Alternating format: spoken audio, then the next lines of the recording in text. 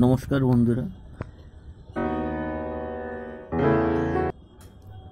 এই গাছটা আমি কদিন আগে একটা দোকান থেকে নিয়ে এসেছিলাম, দুটো জেট গাছের বিনিময়ে।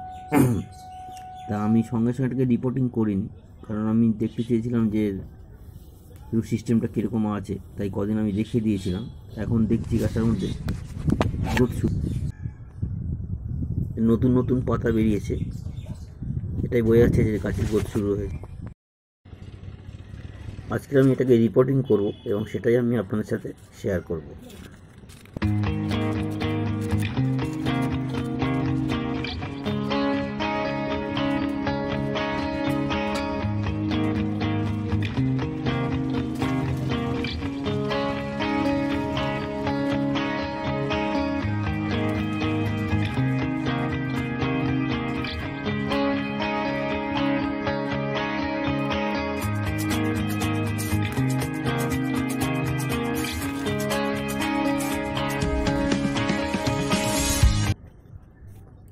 আচ্ছা, এটা একটা সিমেন্টের তৈরি, আমার নিজের হাতে তৈরি পট।